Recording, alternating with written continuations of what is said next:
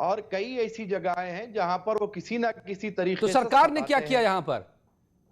अरे साहब, सरकार तो बिहाइंड द कर्टन है, सामने कुछ लोगों को रखती है, लेकिन बीजेपी का मंशा पूरा काम करता है। तो कोर्ट से फैसला हुआ अयोध्या के मामले में, तो वो सरकार ने किया।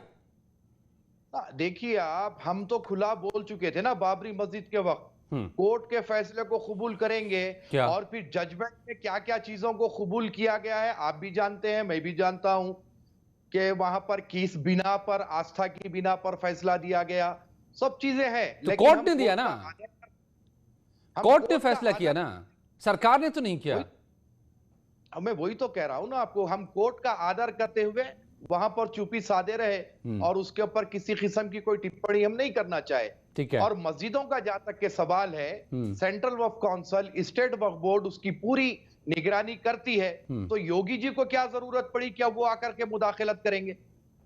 चलिए, मैं उन्हीं से जवाब लेता हूं। आपने लेकिन इस बात का कोई जवाब नहीं दिया आपने मौलाना साहब, माफ कीजिएगा, कि बीजेपी की सरकार जहां जहां जाती है वहां वहां मुसलमानों के खिलाफ काम करती है, नुकसान पहुंचाती है। इसका आप जवाब नहीं दे पाए, एक भी उदाहरण नहीं दे पाए।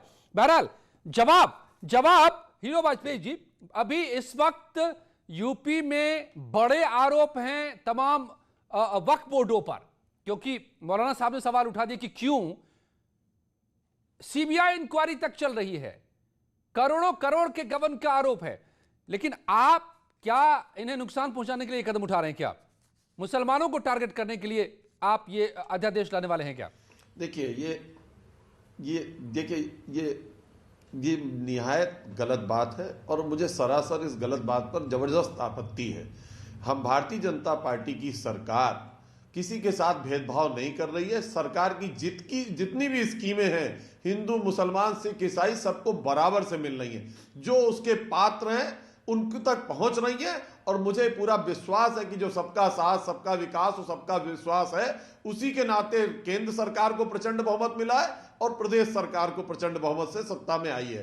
लोकतंत्र का जहां तक इस अध्यादेश की बात आ रही है कि ये निगरानी बनेगी, तो मुझे लगता है कि सुप्रीम कोर्ट ने एक निर्देश दिया था कि सभी धार्मिक स्थलों के लिए कोई एक कोड ऑफ कंडक्ट बने, जिससे कि इन सबकी व्यवस्था, वहां जाने वाले श्रद्धालु और जो व्यवस्थाएं हैं, सुविधाएं हैं, सुरक्षा है, जो संरक्षा है, इन सब चीजों की देखभाल की जा सके। तमाम संस्थाएं, तमाम मठ, मंदिर, मस्जिद, जिनका विवाद अभी आप भी कह रहे थे, इनमें धन को लेकर, तमाम तरीके के लेकर विवाद है और तमाम अतिक्रमण है, तमाम भ्रष्टाचार है। इन सब के सुधार के लिए सरकार को कोई नियमावली बनानी चाहिए और सरकार उसी पर चर्चा कर रही है।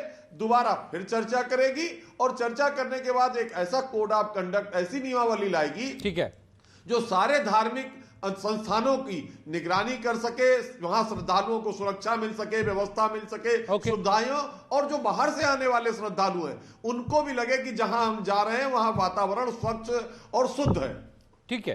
अनुराग भदौरिया जी, तो अगर इंतजामों को बेहतर करने के लिए एक कदम है, अगर भ्रष्टाचार को खत्म करने के लिए एक कदम है, तो ये मुसलमानों के खिलाफ कैसे कदम बन जाता है अचानक से? क्यों मौलाना साहब को ऐसा लग रहा है कि ये मुस्लिमों को टारगेट करने के लिए सरकार ये कदम उठा रही है? मुसलमानों के खिलाफ कदम बन जाता है? नहीं, तो आपने अपने से ऐड कर दिया कि हमने बोल दिया मुसलमानों के खिलाफ है। मौलाना साहब ने अभी भी कहा, आप सुन नहीं रहे थे लगता है। आपने सुना क्या? आप कनेक्टेड नहीं थे क्या? बोला नहीं। मौलाना साहब से मैंने सीधा से सवाल पूछा कि क्या कहा, आप मेरे शब्दों में क्यों ऐड कर देते हैं? मैं आपसे सुन तो लीजिए, मेरी बात सुन लीजिए, मेरी बात सुनिए अजय जी, मेरी बात सुन लीजिए। दरअसल में भारतीय जनता पार्टी को इस बात का पूरी तरह एहसास हो चुका है कि बेरोजगारी के मुद्दे पे फेल हो गई है, वो किसान के मुद्दे पे वो घुटनों पे आ गई है। कोरोना काल से लोग परेशान है, कुछ कर नहीं पाई, और हथरस में आपको ने देखा ही किस तरह से पुलिस को, सरकार को फटकार लग रही है। सीबीआई की चार्जशीट में भी साफ वहाँ कहा गया है कि पुलिस की लापरवाही रही है। सरकार तो, जब पुलिस की लापरवाही है तो सरकार की भी है। तो जो सरकार महिला सम्मान ना बचा पा रही हो, वहाँ पे जो बदमाश थे जिन्होंने अंजाम दिया था उनके साथ एक तरह से खड़ी नजर आ रही हो, और वो सरकार किसानों के साथ ना हो, तो सरकार ध्यान भटकाने के लिए कुछ तो माहौल बनाएगी ना।